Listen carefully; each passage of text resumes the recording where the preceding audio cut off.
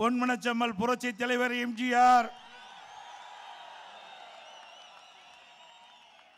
இதயம் புரட்சி தலைவி அம்மா, இருவரும் தெய்வங்களை வணங்கி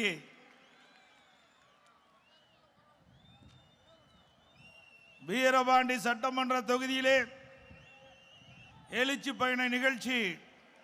இந்த எழுச்சி பயண நிகழ்ச்சியிலே வீரபாண்டி சட்டமன்ற தொகுதியில் இருக்கின்ற அத்தனை மக்களும் இந்த பகுதியிலே குழும்பி மக்கள் வெள்ளம் கடல் போல் காட்சி அளித்துக் கொண்டிருக்கின்றது. எந்த திசையை நோக்கினாலும் மக்கள் வெள்ளம். நான் கிட்டத்தட்ட 2 கிலோமீட்டர் நீளம் மக்கள் வெள்ளத்திலே நீந்தி இந்த மேடைக்கு வந்திருக்கின்றேன். இங்கே எழுகின்ற ஆரவாரம், உற்சாகம், எழுச்சி நடைபெறுகின்ற சட்டமன்ற பொது தேர்தலில் அதிமுக வெற்றி பெறுவதற்கு இதுவே சாட்சி.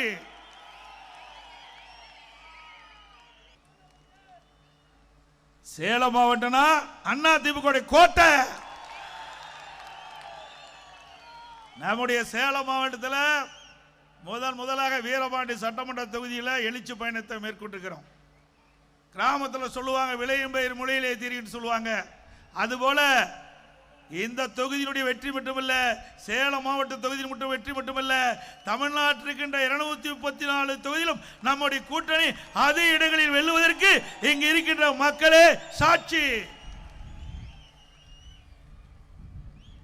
ஆக நடைபெறுகின்ற சட்டமன்ற பொது தேர்தலில் அதிமுக தலைமையில் அமைக்கப்படுகின்ற கூட்டணி பெரும்பான்மையான இடங்களிலே வெற்றி பெற்று அதிமுக தனி பெரும்பான்மையோடு ஆட்சி அமைக்கும். அதில் எந்தவித மாற்றமும் கிடையாது. அதிமுக ஆட்சி அமைப்பதை எந்த கொம்பனாலும் தடுக்க முடியாது. சேலம் மாவட்டம் அதிமுக கோட்டை என்பதை பல முறை நிரூபித்து காட்டியிருக்கின்றோம். 2011 சட்டமன்ற பொது தேர்தல் மாண்பு அம்மா நிறுத்தப்பட்ட வேட்பாளர்கள் 100% வெற்றி பெற்ற மாவட்டம் சேலம் மாவட்டம். 11 தொகுதியில் வெற்றி பெற்று அதிமுக கோட்டை என்று சேலம் மாவட்டத்தை நிரூபித்து காட்டினோம். 2016 11 சட்டமன்றத்தில் 10 இடங்களில் வென்று அதிமுக கோட்டை தமிழகத்திலே எந்த மாவட்டத்திலும் வெற்றி பெற முடியாம டபுள் டிஜிட்ல வெற்றி பெற்ற ஒரே மாவட்டம் சேலம் மாவட்டம். அம்மா மறைவுக்கு பிறகு அதே வழியில் நின்று மக்களுடைய பேராதரவை பெற்று 2021 11 இடங்களில் 10 இடங்களிலே வென்று அதிமுக கோட்டை. எனக்கு முன்னாலே மாவட்ட கழக செயலாளர் குறிப்பிட்டார், நீங்க திரு ஸ்டாலின் அவர்கள் தமிழகத்திற்கு முதலமைச்சராக இருக்கலாம், ஆனால் சேலம் மாவட்டத்தில் ஆளுவது அனைத்து இந்திய அண்ணா திராவிட முன்னேற்ற கழகம். தப்பித்தவறி ஓரிடத்தில் வெற்றி பெற்று விட்டீர்கள். இந்த முறை அதுவும் உங்களுக்கு கிடைக்காது. சேலம் மாவட்டத்தில் இருக்கின்ற 11 சட்டமன்ற தொகுதியிலும் அதிமுக கூட்டணி வெற்றி பெறும்.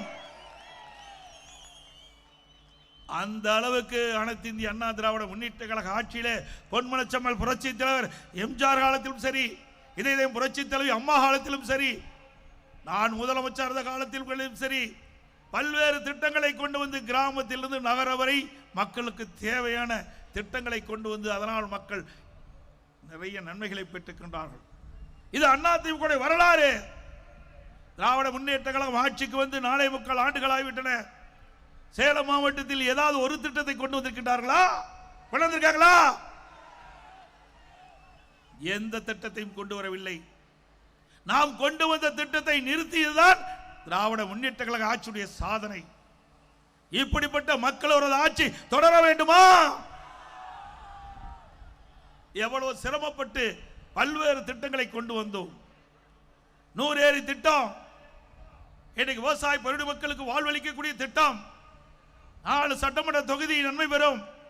4 தொகுதி 4 தொகுதியில் இருக்கின்ற சட்டமன்ற தொகுதியில் இருக்கின்ற விவசாயிகள் பொதுமக்கள் பயன்பெறக்கூடிய அற்புதமான திட்டம். பல ஆண்டுகாலமாக அந்த மக்கள் கோரிக்கை வைத்திருந்தார்கள். அந்த கோரிக்கையை நிறைவேற்றுவதற்காக அதிமுக ஆட்சியிலே அந்த திட்டத்தை நாங்கள் துவக்கினோம். முதல் கட்ட பணி நிறைவு பெற்று முதற்கட்டமாக 6 ஏரிகளை திறந்து வைத்தோம். அதற்கு பிறகு இதுவரை அந்த திட்டம் முழுமை பெறவில்லை. இதுதான் இந்த ஆட்சியுடைய அவலம். இப்படி அவல ஆட்சி தொடர வேண்டுமா? சிந்தித்து பாருங்கள். ஒரு ஆட்சி எதற்காக அமைகிறது? நாட்டு மக்கள் நன்மை செய்வதற்காக அமைகிறது. ஆனால் திமுக அப்படி அல்ல, குடும்பம் நன்மை பெறுவதற்காக இந்த ஆட்சியிலே பார்க்கப்படுகிறது. சிந்திச்சு பாருங்க. ஒரு குடும்பம் செல்வ செழிப்பிலே வாழ்வதற்கு 8 கோடி மக்களை சுரண்டுவது நியாயமா? 8 கோடி மக்களை சுரண்டி ஒரு குடும்பம் செல்வ செழிப்போடு வாழ்ந்து கொண்டிருக்கிறது.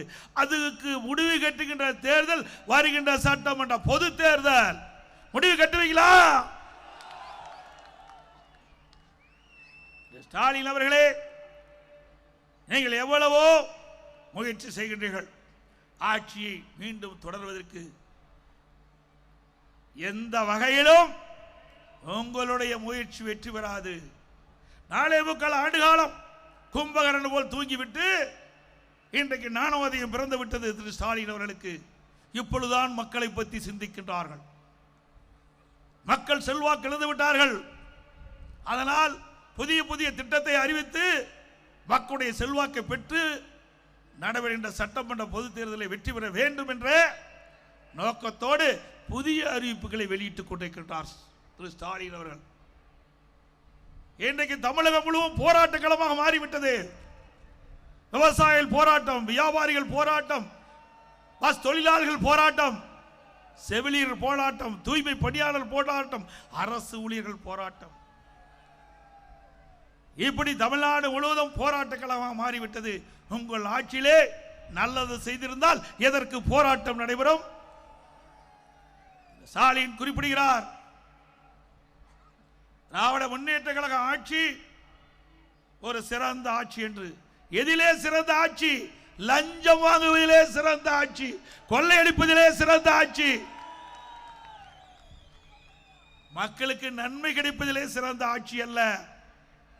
எந்தெந்த வழியிலே ஊழல் செய்வது அதிலே ஒரு சிறந்த ஆட்சி திமுக ஆட்சி. மக்களை எப்படி சுரண்டுவது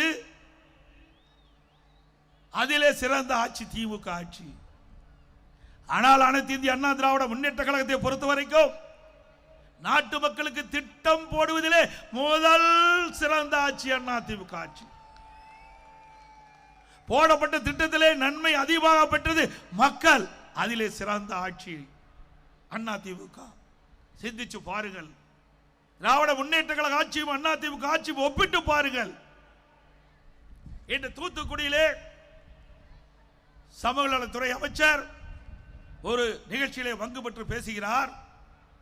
தமிழகத்திலே 6999 போக்சோ சட்டம் பதிவு செய்யப்பட்டிருக்கிறது, வழக்கு பதிவு செய்யப்பட்டிருக்கிறது சொல்கிறார். அதில் பாதிக்கப்பட்டவர்களுக்கு 104 கோடி நிவாரணம் வழங்கப்பட்டதாக சொல்கிறார். நாம் சொல்லவில்லை, அந்த துறையினுடைய அமைச்சர் சொல்கிறார். அப்படி என்றால் தமிழகத்தில் சட்ட ஒழுங்கு எப்படி இருக்கிறது என்பதை எண்ணி பார்க்க வேண்டும். சிறுமிகளுக்கு எங்கே பாதுகாப்பு இருக்கின்றது? இந்த 4.5 ஆண்டு கால திராவிட முன்னேற்ற கழக ஆட்சியிலே 6999 சிறுமிகள் பாதிக்கப்பட்டிருக்கின்ற சொன்னால் எந்த அளவுக்கு கொடுமையான ஆட்சி தமிழகத்தில் நடைபெற்றுக் கொண்டிருக்கின்றதை நாம் எண்ணி பார்க்க வேண்டும். இன்றைக்கு சிறுமிகளுக்கு பாதுகாப்பு இல்லை, பெண்களுக்கு பாதுகாப்பு இல்லை, வயது முதிர்ந்த பெண்களுக்கு பாதுகாப்பு இல்லை, ஒட்டுமொத்தமா நாட்டு மக்களுக்கு பாதுகாப்பு இல்லை. சிந்திச்சு பாருங்க. ஒரு நாடு வளமாக சிறப்பாக இருக்க வேண்டும் என்று சொன்னால் சட்ட ஒழுங்கு சிறப்பாக இருக்க வேண்டும். அப்படி சட்ட ஒழுங்கு சிறப்பாக இருந்தால்தான் அந்த மாநிலத்துடைய வளர்ச்சி கூடும். ஆனா இங்கே அப்படி அல்ல. சட்ட ஒழுங்கு சந்தி சிரித்துக் கொண்டிருக்கின்றது. நாட்டு மக்கள் ஒவ்வொரு நாளும் தங்களுக்கு என்ன நேரிடுமோ என்று அஞ்சி அஞ்சி வாழக்கூடிய நிலை தமிழகத்திலே உருவாகி இருக்கின்றது. அதை பற்றியெல்லாம் திரு ஸ்டாலினுக்கு கவலை இல்லை. ஒரு 4 நாளுக்கு முன்பு நீங்கள் பார்த்திருப்பீர்கள், ஒரு வடமாநில தொழிலாளர் சென்னையில் இருந்து திருத்தணிக்கு ரயிலே செல்கிறார். 4 சிறுவர்கள் அவரை பட்டா கத்தியோடு கஞ்சா போதையிலே கடுமையாக தாக்கிட்டார்கள். கெஞ்சுகிறார். எல்லா வலைதளங்களும் வந்திருக்கிறது. எவ்வளவு கொடுமையான நிகழ்ச்சி! இப்படிப்பட்ட ஆட்சி தொடர வேண்டுமா?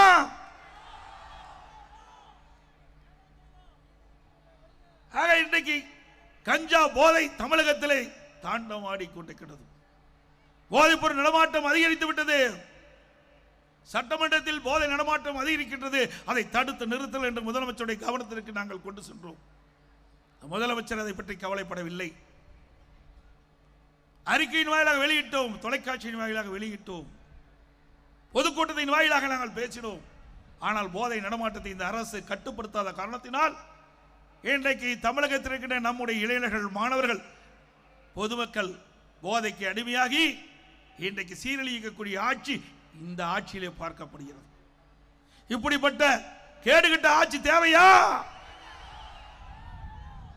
சிந்தித்து பாருங்கள். நமக்கு செல்வோம் நம்முடைய குழந்தைகள். நம் கண்ணெதிரே இந்த ஆட்சியிலே போதைக்கு அடிமையாகி சீரழியக்கூடிய நிலை இந்த திராவிட முன்னேற்ற கழக ஆட்சியில் தான் ஏற்பட்டிருக்கின்றது. அது மட்டுமல்ல,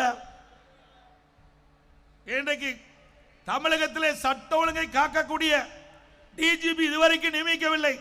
பல கூட்டத்தின் வாயிலாக தெரிவித்து விட்டேன், அறிக்கையின் வாயிலாக தெரிவித்து விட்டேன். ஆனால் இந்த முதலமைச்சருக்கு சூடு சுரணை எதுவுமே இல்லாத ஒரு முதலமைச்சர். சூடு சுரணை வெக்கமான எதுவுமே இல்லை. நாட்டு மக்களை பற்றி கவலைப்படாத முதலமைச்சர். உண்மையிலேயே நாட்டு மக்களை பற்றி கவலைப்பட்டிருந்தால், நாட்டில் நிலவுகின்ற பிரச்சனை இந்த முதலமைச்சர் சிந்தித்து பார்த்திருந்தால், தமிழகத்தில் சட்ட ஒழுங்கு சீரழிந்து கொண்டிருக்கிறது, இதை நிலைநாட்ட வேண்டும் என்று எண்ணி இருந்தால் நிரந்தர சட்ட ஒழுங்கு டிஜிபி நியமிக்கப்பட்டிருக்கலாம். இதுவரைக்கும் நியமிக்கவில்லை. இதற்கு என்ன காரணம்? இந்த திராவிட முன்னேற்ற கழக அரசு அவர்கள் அனுப்பிய அந்த பட்டியலில் இருந்துதான் யுபிஎஸ்சி அதிலே 3 பேர் தேர்ந்தெடுக்கப்பட்டு இந்த மாநில அரசுக்கு அனுப்பி இருக்கின்றது. அந்த 3 பேரில் ஒருவரை நியமிப்பதற்கு உங்களுக்கு என்ன கஷ்டம்? ஏனென்றால் 3 பேரில் ஒருவர் கூட இவர்களுக்கு சாதகமாக இல்லை என்று இருக்கின்ற காரணத்தினால், அவர்கள் நேர்மையாக செயல்படக்கூடியவர்களாக இருக்கின்ற காரணத்தினால் இவர்கள் நியமிக்கப்பட்டால் தங்களுடைய கட்டுப்பாட்டில் இருக்க மாட்டார்கள், சுயமாக சிந்திப்பார்கள், சுயமாக நடவடிக்கை எடுக்கப்படுவார்கள். அதனால் நம்முடைய ஆட்சிக்கு ஆபத்து ஏற்பட்டுவிடும் என்ற ஒரே காரணத்திற்காக இன்று வரை அந்த பட்டியலில் இடம்பெற்றிருக்கின்ற 3 டிஜிபிகள் ஒருவரை நியமிக்காத காரணம். ஆக இனியாவது இந்த கூட்டத்தின் வாயிலாக தெரிவித்துக் கொள்கின்றேன். உயர்நீதிமன்றம், உச்ச நீதிமன்றம் எல்லாம் தெரிவித்து விட்டது. இன்னும் இந்த முதலமைச்சர், பொம்மை முதலமைச்சர், திறமையற்ற முதலமைச்சர் இன்னும் சட்ட ஒழுங்கு டிஜிபி நியமிக்கவில்லை.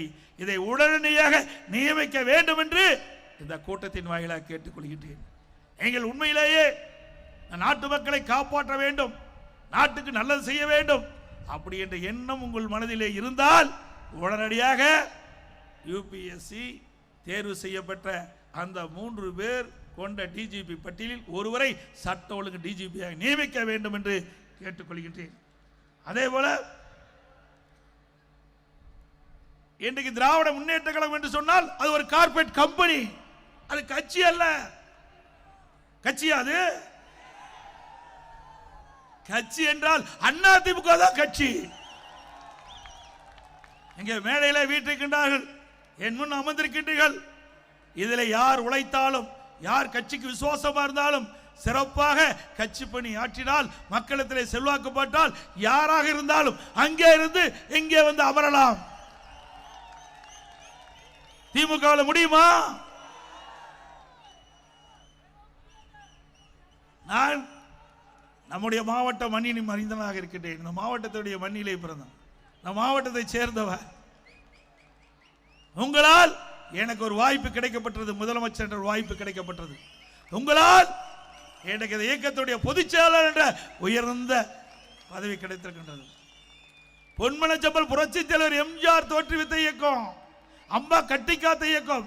அப்படி வரலாற்று சிறப்புமிக்க இயக்கத்திற்கு ஒரு பொதுச் செயலாளர் என்ற ஒரு அடையாளத்தை இங்கே இருக்கின்ற நம்முடைய கழக நிர்வாகிகள் தொண்டர்கள், மேடையில் இருக்கின்ற கழக நிர்வாகிகள் தொண்டர்கள், தமிழகத்தில் இருக்கின்ற நிர்வாகி தொண்டர்கள் அந்த வாய்ப்பை தந்திருக்கின்றார்கள். இது திமுக முடியுமா? திரு கருணாநிதி அவர்கள் திமுக தலைவர், அதுக்கு பிறகு ஸ்டாலின் திமுக தலைவர், அதுக்கு பிறகு உதயநிதி வருவதற்கு துடித்துக் கொண்டிருக்கின்றார். அவருக்கு பிறகு இன்பநிதி வருவதற்கு ஆரம்பிக்கப்பட்டு விட்டார். எவ்வளவு வெட்கக்கேடானது!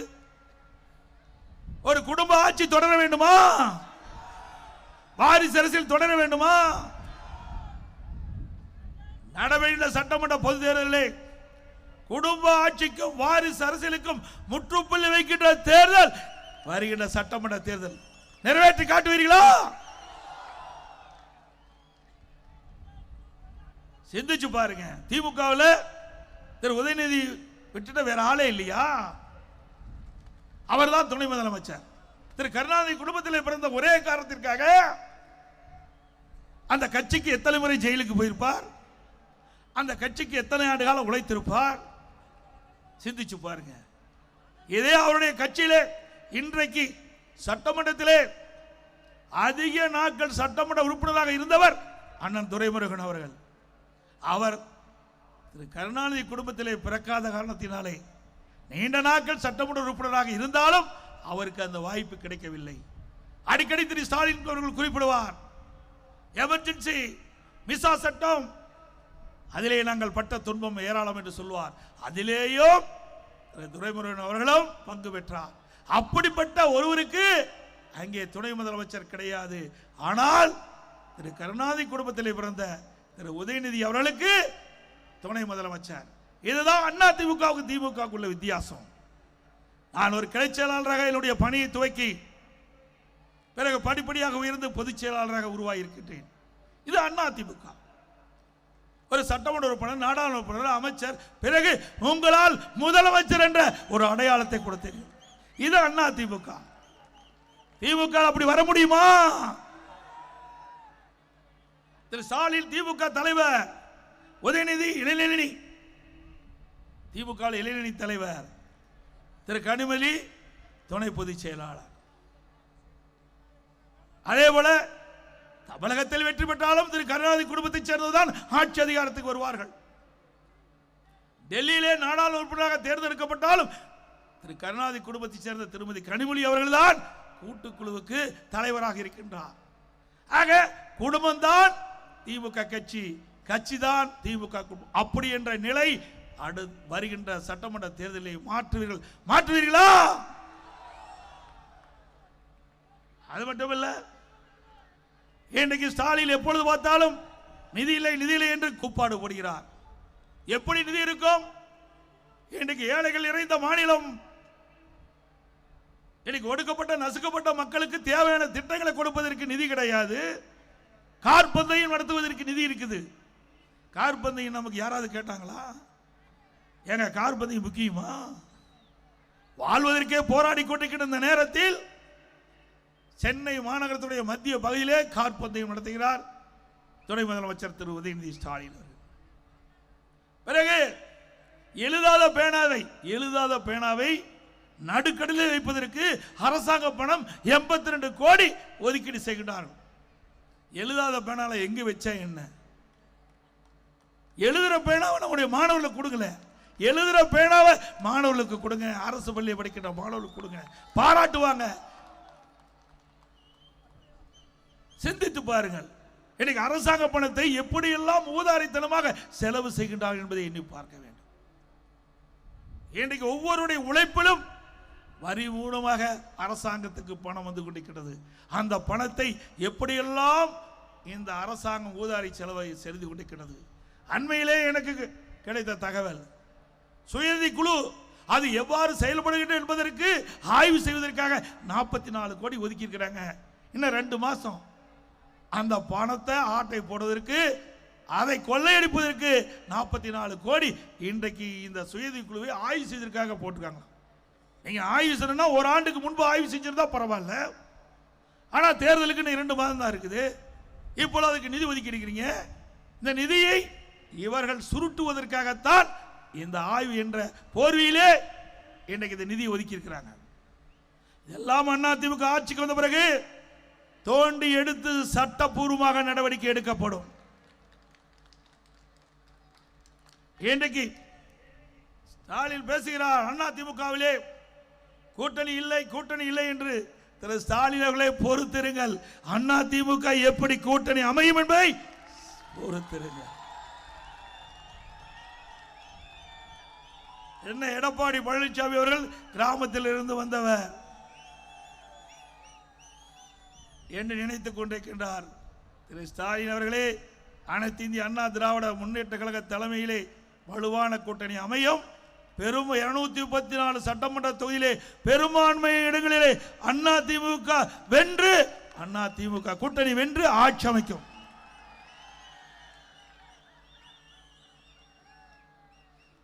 இன்றைய தினம் திராவிட முன்னேற்ற கழகம் தேர்தல் நேரத்தில் 525 அறிவிப்புகள் வெளியிட்டாங்க. இன்றைய தினம் பத்திரிகையில் பார்க்கிறேன் 80% அறிவிப்புகள் நிறைவேற்றப்பட்டதாக ஒரு பச்சை பொய்யை முதலமைச்சர் சொல்லுகிறார். திமுக நிர்வாகிகள் குறிப்பிட்டு பத்திரிகையில் வந்த செய்தி நிறைவேற்றிக்கங்களா?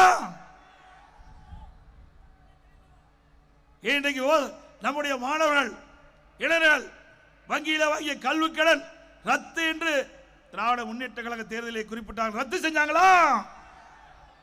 மாதந்தோறும் கேஸ் மானியம் 100 ரூபாய் கொடுக்கறாங்க, கொடுத்தாங்களாமா?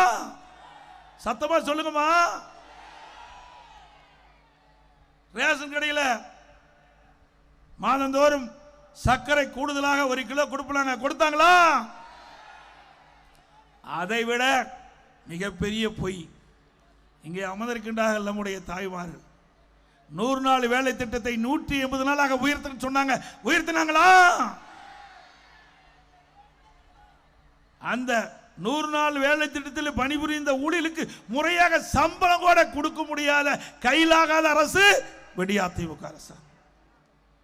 இன்றைக்கு மத்திய அரசு தொடர்ந்து அனைத்து இந்திய அண்ணா திராவிட முன்னேற்ற கழகம் ஆட்சியில் இருந்தாலும் இல்லாவிட்டாலும் மக்கள் பிரச்சனையை முன்வைப்பதிலே முதல் கட்சி அதிமுக கட்சி, முதன்மையான கட்சி அதிமுக கட்சி. அதனால நம்முடைய தாய்மார்களுடைய நிலையை கருதி, கிராமப்புற சூழ்நிலை கருதி 100 நாள் வேலை திட்டத்தை 180 நாளாக உயர்த்த வேண்டும் என்று தொடர்ந்து மத்திய அரசிடம் கோரிக்கை வைத்து வந்தோம். நம்முடைய கோரிக்கை ஏற்று இன்றைய தினம் மத்திய அரசு 100 நாள் வேலை திட்டத்தை 125 நாட்களாக உயர்த்திருக்கின்றது. பணி பாதுகாப்பு வழங்கப்பட்டிருக்கிறது. பணி செய்து முடிந்து 15 நாட்கள் அவர்களுக்கு கிடைக்க வேண்டிய சம்பளம் முறையாக போய் சேர வேண்டும் என்று இன்றைக்கு மத்திய அரசு அறிவித்திருக்கின்றது. ஆனால் இன்றைக்கு திராவிட முன்னேற்ற கழகம் அண்மையில் ஒரு போராட்டத்தை நடத்தினார்கள். செய்தியிலே குறிப்பிட்டார்கள், 100 நாள் வேலை திட்டத்தை ரத்து செய்வதாக ஒரு பொய்யான செய்தியை வெளியிட்டு இன்றைக்கு ஒரு குழப்பத்தை ஏற்படுத்த முயற்சித்தார்கள். திமுக 100 நாள் வேலை திட்டத்தை 150 நாள் உயர்த்த முடியல. இதனால் ஒரு குழப்பத்தை உண்டாக்கி இதில் அரசியல் ஆதாயம் தேட முயற்சித்தார்கள். அதுவும் தோல்வியிலே முடிந்து விட்டது. மக்கள் விழிப்போடு இருக்கிறார்கள். திரு ஸ்டாலின் அவர்களே, நீங்கள் எத்தனை பொய்யை கக்கினாலும் மக்களிடத்தில் எடுபடாது. உண்மை ஒருபோதும் உறங்காது, உண்மைதான் வெல்லும். 100 நாள் வேலை திட்டத்தை 125 நாளா அறிவிச்சிருக்கிறாங்க. ஆனா ஸ்டாலின் சொல்லுவது என்ன? போராட்டத்திலே அவருடைய கூட்டணி கட்சி சேர்ந்தவர்கள் சொல்லுவது என்ன? 100 நாள் வேலை திட்டம் ரத்தாகிவிடும் அப்படி என்ற ஒரு தவறான பொய்யான இன்றைக்கு அறிக்கை விட்டு ஆர்ப்பாட்டத்திலே பேசி மக்களை குழப்புகின்ற அரசு தான் இன்றைக்கு அதிமுக அரசு. அது மட்டுமல்ல, அதிமுக ஆட்சி நடைபெற்ற சட்டமன்ற தேர்தலிலே வெற்றி பெற்று நம்முடைய கூட்டணி அதிக இடங்களை வெற்றி பெற்று தனி பெரும்பான்மையோடு அதிமுக ஆட்சி அமைந்தவுடனே 125 நாட்கள் இப்பொழுது அறிவிக்கப்படுகிறது. 180 நாட்களாக உயர்த்தப்படும். 125 நாள் 180 நாளாக உயர்த்தப்படும்.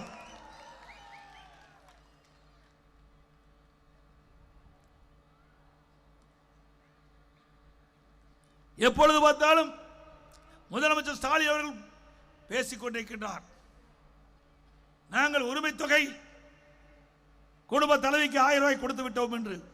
அவர்கள் கொடுக்கவில்லை. அண்ணா திமுக கொடுக்க வைத்தது. 28 மாதங்கள் போராடி வந்தோம். திரு ஸ்டாலின் அவர்களே, சட்டமன்ற பொது தேர்தலில் திராவிட முன்னேற்ற கழகத்தின் சார்பாக கொடுக்கப்பட்ட வாக்குறுதி, அந்த வாக்குறுதியை நம்பித்தான் தாய்மார்கள் உங்களை வெற்றி பெறுவதற்காக வாக்களித்தார்கள். ஆனால் இதுவரை நிறைவேற்றப்படவில்லை. நிறைவேற்ற வேண்டும் என்று சட்டமன்றத்திலும் பொது வெளியிலும் அதிமுக பொதுக்கூட்டத்திலும் தொலைக்காட்சியின் வாயிலாக அறிக்கையின் வாயிலாக தொடர்ந்து 28 மாதங்கள் இந்த அரசுக்கு அழுத்தம் கொடுத்ததன் விளைவு வேறு வழி இல்லாம மாதந்தோறும் 1000 ரூபாய் உரிமைத்தொகை கொடுத்தார். இப்பொழுது மக்களுடைய செல்வாக்கு இழந்துட்டாங்க. நடைபெற்ற சட்டமன்ற பொது தேர்தல் திமுக தோல்வி அடையும் என்ற பயத்தில் மேலும் 17 லட்சம் பேர்களுக்கு கூடுதலாக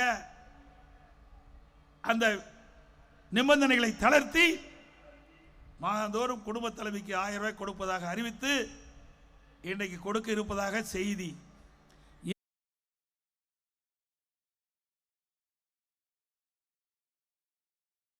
இவள் ஆட்சி செய்தா தானே தெரியும்.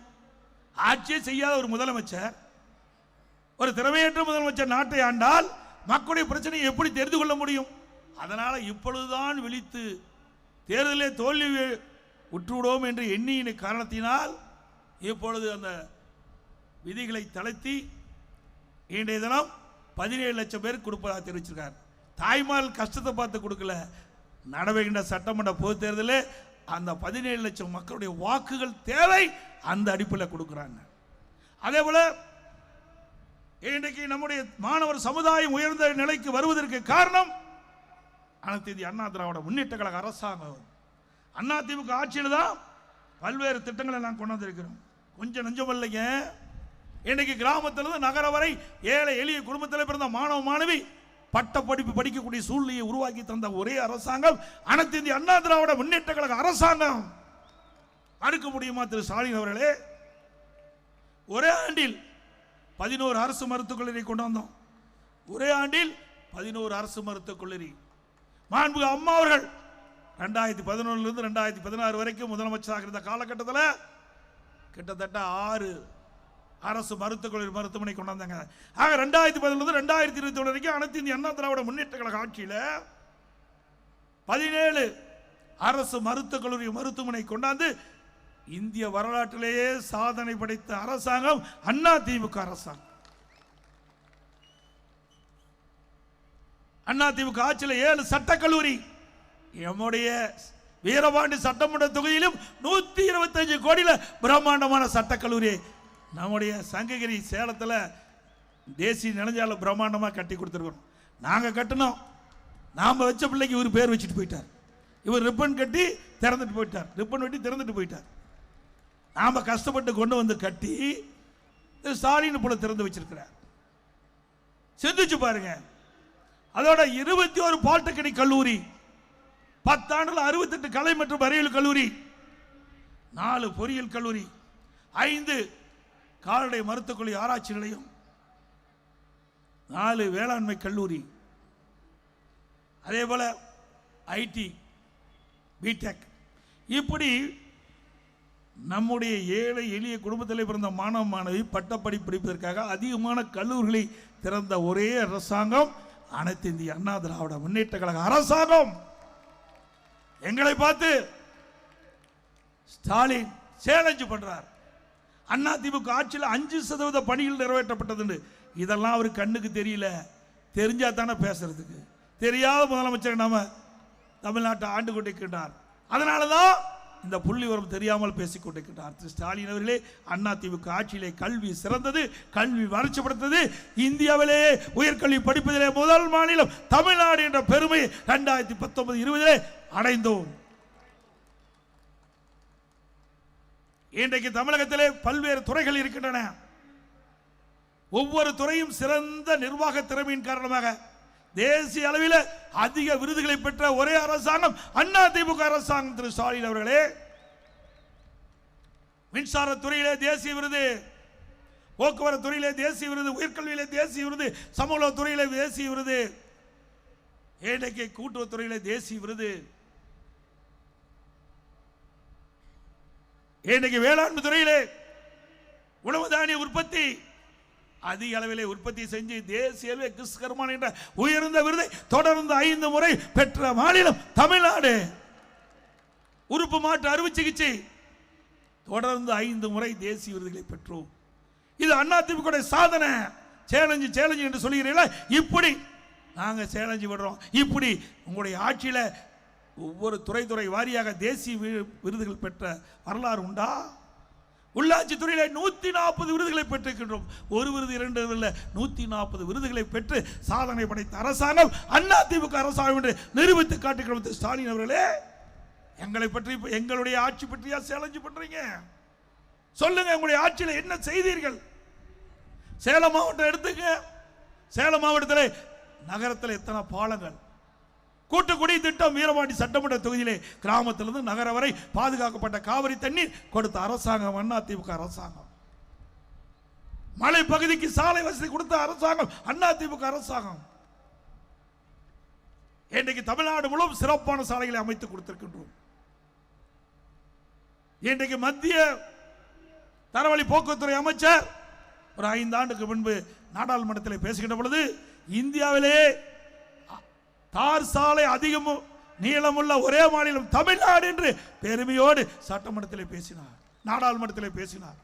இது அதிமுக சாதனை. வரலாறு தெரியாமல் இன்றைக்கு முதலமைச்சர் பேசிக் கொண்டிருக்கின்றார். ஸ்டாலின் அவர்களே, ஆட்சி அதிகாரம் கையிலே இருக்கின்றது. அதனால் நீங்கள் போற பக்கம் மக்களை அழைத்து கூட்டத்தில் பேசிக் கொண்டிருக்கின்றீர்கள். எதிர்க்கட்சி என்று வருகின்ற பொழுது திமுக என்ற கட்சி அடையாளம் தெரியாமல் போய்விடும். அந்த அளவுக்கு ஊழல் மலிந்து இருக்கின்றது. ஊழல் துறையே கிடையாது. இன்னைக்கு நகராட்சி குடிநீர் வழங்கல் துறை பணியாளர்கள் நியமிப்பதில் சுமார் 800 கோடிக்கு மேல ஊழல். இன்றைக்கு ஈடி அதை கண்டுபிடித்து சம்பந்தப்பட்ட அமைச்சர் அதிகாரி மீது எஃப்ஐஆர் போட வேண்டும் என்று 2 முறை மாநில அரசுக்கு இன்றைக்கு கடிதம் கொடுத்திருக்கிறது. இதுவரைக்கும் அதற்கு உண்டான நடவடிக்கை எடுக்கவில்லை. அதிமுக ஆட்சி மலர்ந்தவுடன் சட்டப்பூர்வமாக நடவடிக்கை எடுக்கப்படும். அதே போல தமிழகத்தில் டாஸ்மாக் கடை 6000 கடைகள் இருக்கின்றன. அந்த டாஸ்மாக் கடையில் ஒரு நாளைக்கு ஒரு நாட்களுக்கு 1.5 கோடி பாட்டில் விற்கிறது. ஒரு பாட்டிலுக்கு 10 ரூபா அதிகமாக வசூல் பண்றாங்க. அப்படி ஒரு நாளைக்கு 1.5 கோடி பாட்டிலுக்கு 10 ரூபா வசூல் பண்ணா 15 கோடி ஒரு நாளைக்கு மேலிடத்துக்கு போதுவாக பரவலான செய்தி. மாசத்துக்கு 450 கோடி, 4 ஆண்டுக்கு 22,000 கோடி கொள்ளை எடுத்த அரசாங்கம் திராவிட முன்னேற்ற கழக அரசாங்கம். இந்த அரசாங்கம் தொடர வேண்டுமா? அது மட்டுமல்ல, 2 ஆண்டுக்கு முன்பு தமிழகத்தில் திராவிட முன்னேற்ற கழக அமைச்சரவையில் இருக்கின்ற நிதியமைச்சர் திரு பல்வேலி ஜெயராஜன் அவர்கள் ஆடியோவில் ஒரு செய்தி வெளியிட்டார். திரு சபரீசன், திரு உதயநிதி ஸ்டாலின் 30,000 கோடி கையில் வைத்துக் கொண்டு என்ன செய்வது என்று தடுமாறிக்கொண்டிருக்கின்ற செய்தி தமிழ்நாடு மூலம் அதிர்வலையை ஏற்படுத்தியது. இன்று வரை முதலமைச்சர் மறுக்கவில்லை. இப்படி ஊழல் ராஜ்யம் செய்கின்ற அரசு தேவையா? அதோடு அனைத்து இந்திய அண்ணா திராவிட முன்னேற்ற கழக ஆட்சியில் கொண்டு வரப்பட்ட திட்டம் பல திட்டங்களை நிறுத்திவிட்டார்கள்.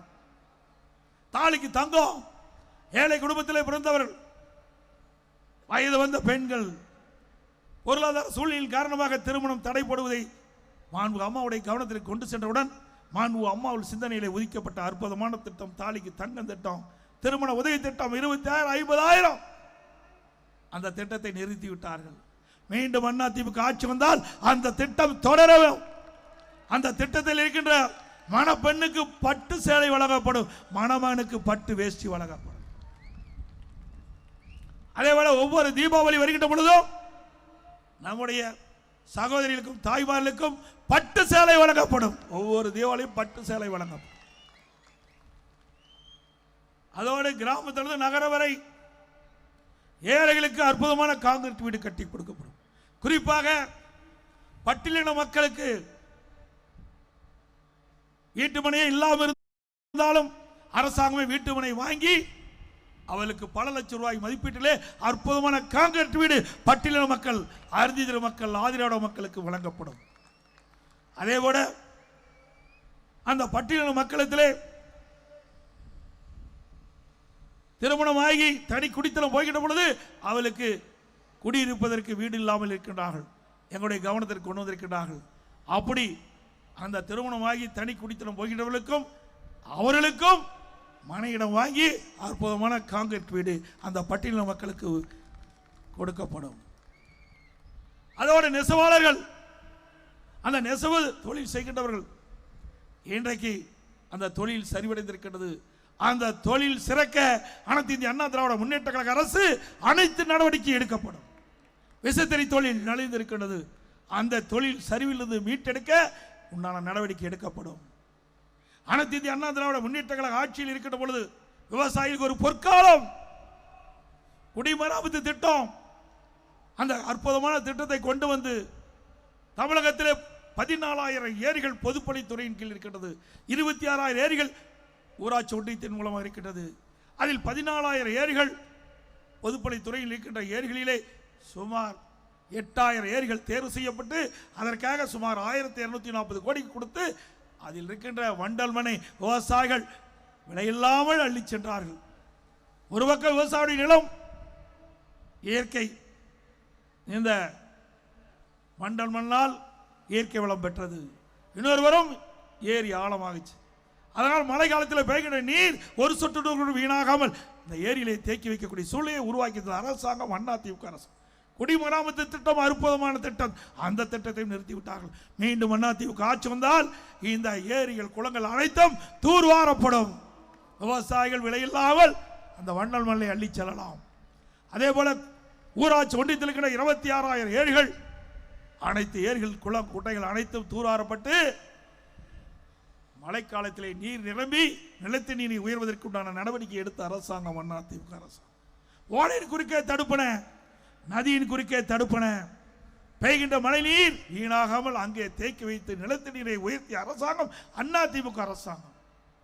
இப்படி சாதனை மேல் சாதனை படைத்த அரசாங்கம் அதிமுக அரசாங்கம் என்பதை நேரத்தில் தெரிவிக்க விரும்புகின்றேன்.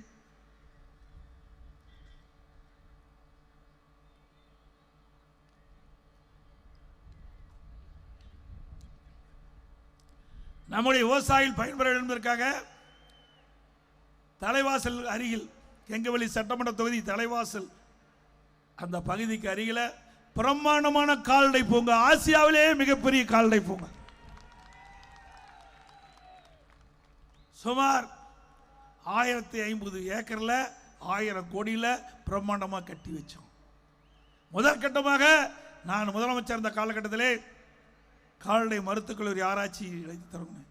ஆனால் அதுக்கு பிறகு அந்த ஆராய்ச்சி நிலையம் அந்த பணி நிறைவு பெறாமல் அப்படியே இருந்து நான் தொடர்ந்து சட்டமன்றத்தில் பேசிய காரணத்தினால கடந்த ஆண்டு திறந்தாங்க, அப்படி கிடப்பில் போட்டாங்க. மீண்டும் அதிமுக ஆட்சிக்கு வந்த பிறகு அந்த கால்நடை பூங்கா சிறப்பாக செயல்படும்.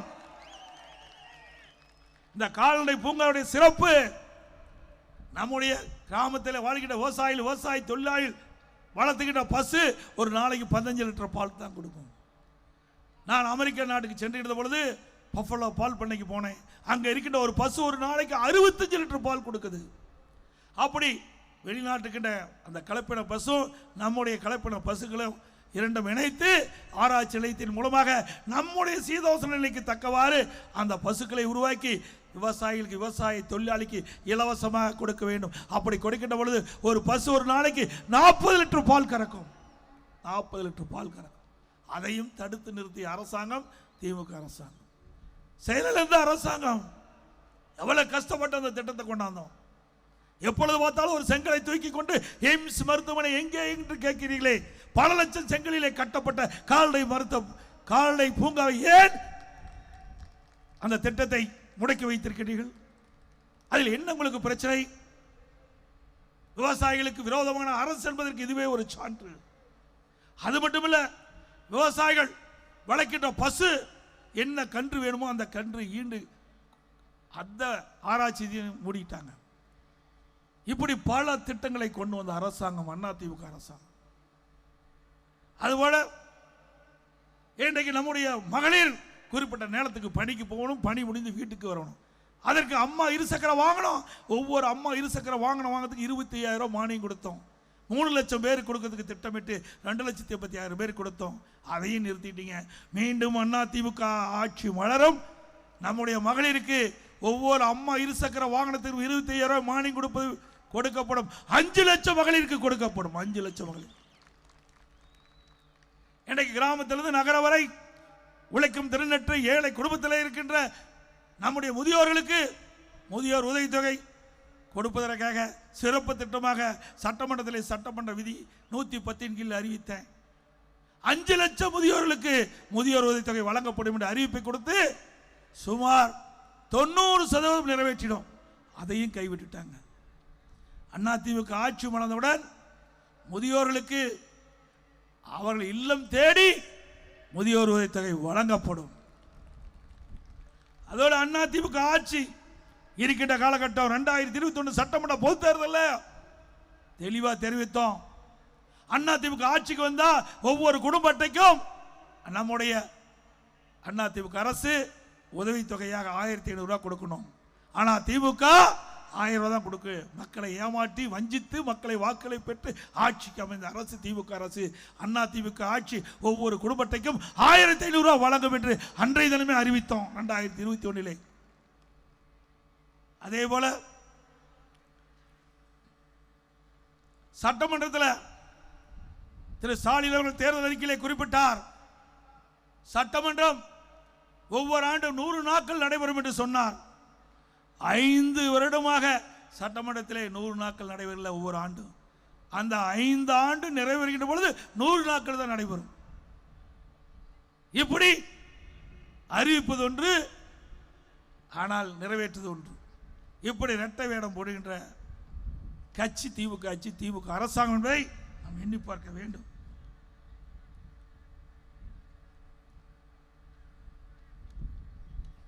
அதே போல தமிழகத்தில் நம்முடைய சேலம் மாவட்டத்திற்கு இளைஞர்களுக்கு வேலைவாய்ப்பு கிடைக்க வேண்டும், பல்லாயிரக்கணக்கான பேருக்கு வேலைவாய்ப்பு கிடைக்க வேண்டும் என்று அனைத்து இந்திய அண்ணா திராவிட முன்னேற்ற கழக அரசு இருக்கின்ற பொழுது நம்முடைய ஸ்டீல் பிளான்ட்ல சுமார் 1,500 ஏக்கர் நிலங்கள் கையகப்படுத்துவதற்கு நாம் மத்திய அரசு கொடுத்தோம். மத்திய அரசு விசேவி கொடுத்தது. ஆனால் இந்த அரசு அதை எடுக்கவில்லை. அப்பொழுது ஒரு கோரிக்கை வைத்தோம், பிரதமர் ஏற்றுக்கொண்டார். அந்த ஸ்டீல் பிளான்ட்ல கையகப்படுத்துகின்ற நிலத்தில் ராணுவ தளவாடங்கள் உதிரிப்பாங்கள் தயாரிக்கின்ற திட்டம் உருவாக்கப்படும், தொழிற்சாலைகள் ஆரம்பிக்கப்படும். 39 நாடாளுமன்றங்கள் வெற்றி பெற்றோம். நாடாளுமன்றத்தில் வாதாடி போராடி இந்த திட்டத்தை கொண்டாடல. மீண்டும் அதிமுக ஆட்சி மலர்ந்தவுடன் மத்திய அரசோடு தொடர்பு கொண்டு நம்முடைய வீரபாண்டி சட்டமன்ற தொகுதிக்கு உட்பட்ட பகுதி தான் ஸ்டீல் பிளான்ட் இருக்கின்றது. இந்த பகுதியில் ராணுவ தளவாடங்கள் இருக்கின்ற உதிரிப்பாங்கள் தயாரிக்கின்ற தொழிற்சாலை வேண்ட பொழுது இந்த பகுதியில் இருக்கின்ற இந்த மாவட்டத்தில் இருக்கின்ற பல்லாயிரம் இளைஞர்களுக்கு வேலை வாய்ப்பை உருவாக்கி தரப்படும் என்ற செய்தியை சொல்றேன்.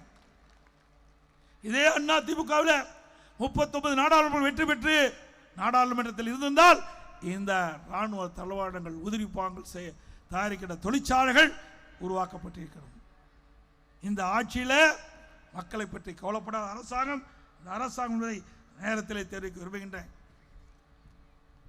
அதே போல இன்றைய தினம் திரு ஸ்டாலின் நடைபெறுகின்ற சட்டமன்ற பொதுத் தேர்தலில் மக்களுடைய செல்வாக்கிலிருந்து இன்றைக்கு பயத்தில் அஞ்சி வாழ்ந்து கொண்டிருக்கின்றார். புதிய புதிய திட்டத்தை அறிவிச்சிட்டு இருக்கார். அதே போல சேரல் நேரத்தில் அறிவிப்பேன் 309வது அறிவிப்பில் அரசு ஊழியர்களுக்கு ஒரு அறிவிப்பை வெளியிட்டார். புதிய பங்களிப்பு ஓய்வு திட்டத்தை கைவிட்டு பழைய ஓய்வு திட்டத்தை நடைமுறைப்படுத்துவோம் என்று ஸ்டாலின் சொன்னார். திமுக ஆட்சிக்கு வந்தவுடனே அரசு ஊழியர்களுடைய கோரிக்கையை ஏற்று புதிய ஓய்வு திட்டத்தை அந்த திட்டத்தை கைவிட்டு பழைய ஓய்வு திட்டத்தை நடைமுறைப்படுத்த சொன்னாங்க. இப்போ ஒரு புதிய திட்டத்தை அறிவிச்சிருக்கிறாங்க.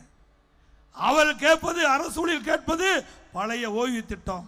ஆனால் ஸ்டாலின் குறிப்பிடுவது இன்றைக்கு தமிழ்நாடு அரசு உறுதி அளிக்கப்பட்ட ஓய்வு திட்டம். ஒரு பெயரை மாற்றி அதுக்கு உருட்டா பண்ணி இன்னைக்கு அவர்களை ஏமாற்றுவதற்காக ஒரு தந்திரமா அவருடைய வேலை நிறுத்தத்தை நிறுத்துவதற்காக இந்த அறிவிப்பை வெளியிட்டிருக்கிறார்.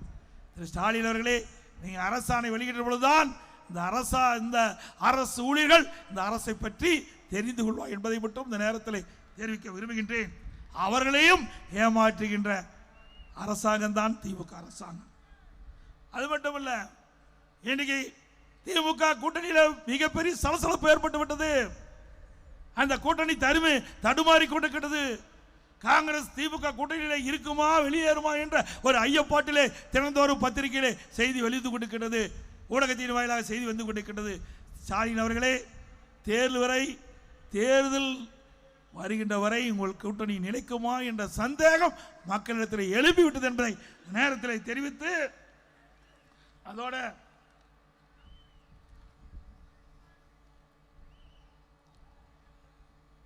திராவிட முன்னேற்ற கழக ஆட்சி அமைந்த பிறகு மின்கட்டணம் இதுவரை 67% உயர்ந்து விட்டது. வீட்டு வரி 100% உயர்ந்து விட்டது.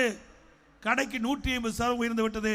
கடைக்கு இன்றைக்கு 2 பங்கு மின் கட்டணம் வசூல் பண்றாங்க. பீக் கவர் என்று சொல்லி 2 மடங்கு கட்டணம் வசூல் பண்றாங்க. குடிவரி உயர்வு, குப்பைக்கு வரி போட்டுட்டாங்க. இப்படி வரி மேல் வரி போட்டு மக்கள் தலைமீது நிதி சுமத்திய ஒரே அரசாங்கம் திராவிட முன்னேற்ற கழக அரசாங்கம். அது மட்டுமல்ல, இன்றைக்கு ஜல்லி விலை இன்னைக்கு உச்சத்தை தொட்டு விட்டது. எம்சாண்ட் உச்சத்தை தொட்டு விட்டது. இன்றைக்கு இந்த விடியா திமுக அரசு இந்த கிரஷர் உரிமையாளர்களை மிரட்டி ஒரு ஏக்கருக்கு 3 லட்சம் ரூபாய் கொடுக்க வேண்டும். அந்த மைன்ஸ் இருக்கின்ற அந்த பரப்பளவுக்கு ஏற்றவாறு ஒரு ஏக்கருக்கு 3 லட்சம். அதோட அந்த ஸ்டாக் யார்டு கிரஷருக்கு 10 லட்சம். அப்படி ஒரு கிரஷருக்கு 30 லட்சம். தமிழகத்தில் 3000 ஜல்லி கிரஷர் இருக்குது. அப்படி 3000 ஜல்லி கிரஷருக்கு ஒரு கிரஷருக்கு 30 லட்சம்னா 900 கோடி இன்றைக்கு வசூல் செஞ்சுட்டு இருக்காங்க. முதல் கட்டமாக கோவை மாவட்டத்தில் 4.5 கோடி கொடுத்துட்டாங்க. இன்னைக்கு சேலம் மாவட்டத்தில் எப்பொழுது உங்களுக்கு பர்மிட் கொடுக்க வேண்டும் என்று சொன்னால் ஒவ்வொரு கிரஷர் உரிமையாளரும் திமுக இந்த விலை நிர்ணயம் செய்ய இருக்குது, இந்த பணத்தை கொடுத்தால் தான் உங்களுக்கு பர்மிட் வழங்குவோம் என்று சொல்கிறார். மாவட்ட ஆட்சியாளருக்கு சொல்கிறேன்,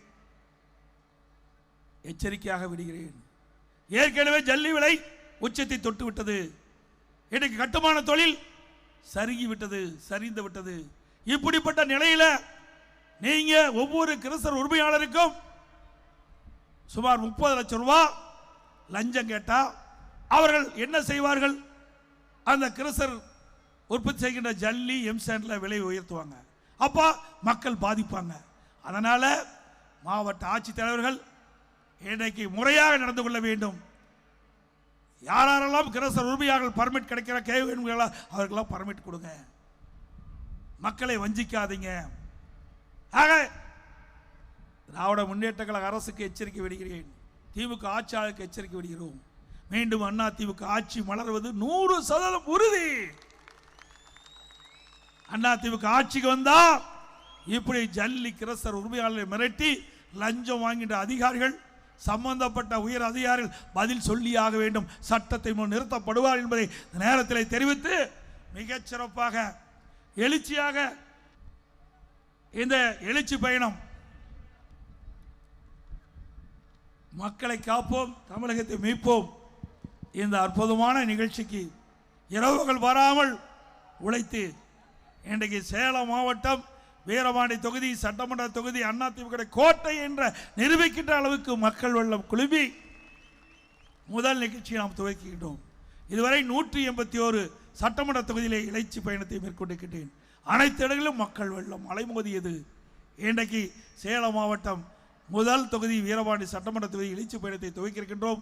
இந்த எழுச்சி பயணம் வெற்றிகரமாக நடைபெற்றிருக்கின்றது என்பதை பெருமையோடு சொல்லி, இதற்கு காரணமான நம்முடைய ஆற்றல் மிகு மாவட்ட கழக செயலாளர் அறிவிச்சவர் ஆர் இளங்கோவன் அவர்களுக்கும், அவருக்கு துணையாக நின்ற சட்டமன்ற உறுப்பினர் அறிவிச்சவர் ராஜாமுத்து அவர்களுக்கும், அவருக்கு துணையாக நின்ற ஒன்றிய கழக செயலாளருக்கும் பேருகழக செயலாளருக்கும், இந்த தொகுதியில் இருக்கின்ற கழகத்தில் பல்வேறு பொறுப்புகள் இருக்கின்ற நிர்வாகிகளுக்கும், வரியந்து சிறப்பித்த அனைத்து கழக உறுப்பினர்களுக்கும், கூட்டணி சேர்ந்த நிர்வாகிகளுக்கும், பெரியோர்களுக்கும் தாய்மார்களுக்கும் நன்றி தெரிவித்து விடைபெறுகின்றேன்.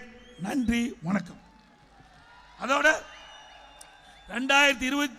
இந்த ஆண்டு நடைபெறுகின்ற சட்டமன்ற பொதுத் தேர்தலில் அனைத்து இந்திய அண்ணா திராவிட முன்னேற்ற கழக வேட்பாளர் நம்முடைய கூட்டணியின் சார்பாக அனைத்து இந்திய அண்ணா திராவிட முன்னேற்ற கழக வேட்பாளர் நிறுத்தப்பட்டால் அவருக்கு இரட்டலை சின்னத்திலே வாக்களித்து வெற்றி பெற செய்யுங்கள். ஸ்டாலின் மாடல் அரசு ஃபெயிலியர் மாடல் அரசு. Bye bye Stalin. அனைவருக்கும் ஆங்கில புத்தாண்டு நல்வாழ்த்துக்கள். அனைவருக்கும் தைப்பொங்கல் நல்வாழ்த்துக்கள்.